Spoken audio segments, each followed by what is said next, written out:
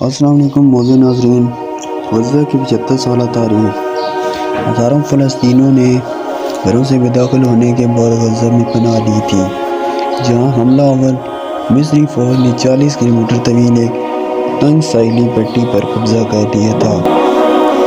اس وقت غزہ میں اسرائیلی بمباری سے تباہی پھیلی ہوئی ہے، جہاں 3000 سے زائد شہری جاں بحق اور ہزاروں زخمی ہو گئے ہیں۔ لیکن غزہ کہاں ہے؟ وہاں کب کیا ہوا، اس پر نظر ڈالنا ضروری ہے۔ غزہ ایک ساحلی پٹی ہے جو بحیرہ روم کے ساحل کے ساتھ قدیم تجارتی اور سمندری راستوں پر واقع ہے، جو کہ 1917 تک سلطنت عثمانیہ کے زیر کنٹرول رہا اور گزشتہ صدی میں برطانیہ سے مصری فوج حکمرانی میں منتقل ہوا، اور اب یہ ایک زیر قصبہ علاقہ ہے جہاں 20 لاکھ سے زائد فلسطینی آباد ہیں۔ غزہ کی حالیہ تاریخ کی چند اہم مراحل جانیے۔ 1948 میں برطانوی حکومت کا خاتمہ۔ جیسے ہی 1940 کی دہائی کے آخر میں فلسطین میں برطانوی نوآبادیاتی حکمرانی ختم ہوا تو یہودیوں اور عربوں کے درمیان تنازعات میں شدت آئی، جس کا اہتمام مئی 1948 میں اسرائیل کی نئی بننے والی ریاست اور اس کے عرب پڑوسیوں کے درمیان جنگ سے ہوا۔ ہزاروں فلسطینیوں نے گھروں سے بے دخل ہونے کے بعد غزہ میں پناہ لی تھی، جہاں حملہ آور مصری فوج نے 40 کلومیٹر طویل ایک تنگ ساحلی پٹی پر قبضہ کر لیا تھا، جس کے بعد پناہ گزینوں کی آمد سے غزہ کی آبادی 3 گنا بڑھ کر 2 لاکھ تک پہنچ گئی۔ 1950 اور 1960 مصری فوجی حکمرانی۔ مصر نے 2 دہائیوں تک غزہ کی پٹی کو فوجی گورنر کے ماتحت رکھا، جس سے فلسطینیوں کو مصر میں کام کرنے اور تعلیم حاصل کرنے کی اجازت ملی۔ جس کے بعد مسلح فلسطینی قائدین نے اسرائیل پر حملے کیے اور اربوں جوابی کارروائیاں ہوتی رہیں۔ بعد ازاں اقوام متحدہ نے ریلیف اینڈ ورکس ایجنسی قائم کی، جو کہ آج غزہ میں 16 لاکھ رجسٹرڈ فلسطینی پناہ گزینوں کے ساتھ ساتھ اردن، لبنان، شام اور مغربی کنارے میں فلسطینیوں کے لیے خدمات سر انجام دے رہے ہیں۔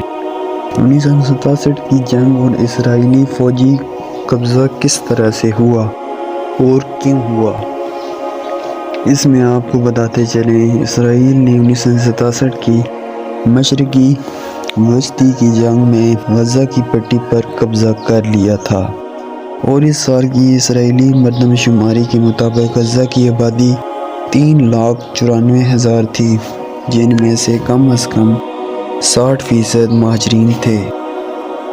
مصر کے جانے کے بعد غزہ کے بہت سے مزدوروں نے اسرائیل میں زراعت، تعمیرات اور سروسز کی صنعتوں میں ملازمتیں شروع کیں، جہاں وہ اس وقت آسانی سے رسائی حاصل کر سکتے تھے۔ اسرائیلی فوجی علاقے کے انتظام سنبھالنے اور ان بستیوں کی حفاظت کے لیے وہاں رہے، جو کہ اسرائیل نے آگے جا کر تعمیر کی، اور یہ پیشکش رفت فلسطینیوں کی بڑھتی ہوئی ناراضگی کا ذریعہ بنی۔ اس کے بعد 2000 میں دوسری فلسطینی انتفاضہ کی پیشگوئی کے مطابق 2000 میں دوسری فلسطینی انتفاضہ کے پھوٹ پڑنے سے اسرائیل اور فلسطین کے تعلقات مکمل طور پر کشادہ ہو گئے، جس سے فلسطینیوں کی طرف سے بم دھماکوں، فائرنگ کے حملوں اور اسرائیلی فضائی حملوں، گھروں کو مسمار کرنے اور نو گورنر کرفیو بڑھ گیا۔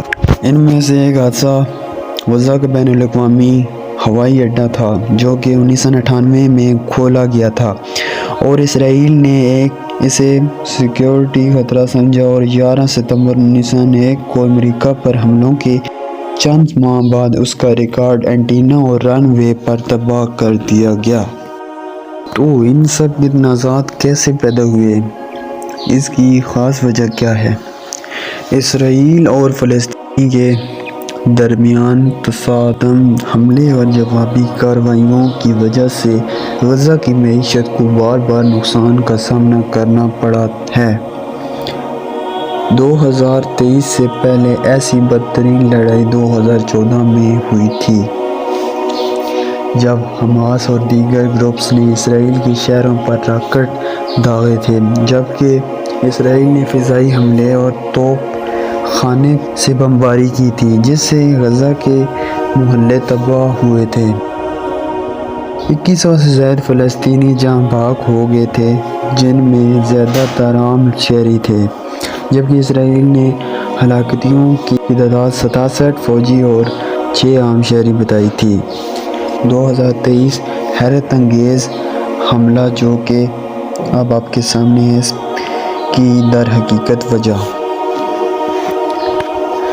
7 اکتوبر کو حماس نے اسرائیل پر اچانک حملہ کیا اور قصبوں کو گھیرے میں لے لیا، جس کی وجہ سے سینکڑوں افراد ہلاک ہو گئے اور متحد کو قید کر کے غزہ لے جایا گیا تھا، جس کے بعد اسرائیل نے جوابی کارروائیوں میں غزہ کو فضائی کارروائی سے شدید نقصان پہنچایا اور 75 برس کے تنازعات میں بدترین خون ریزی کے دوران علاقے تباہ و برباد کر دیے گئے۔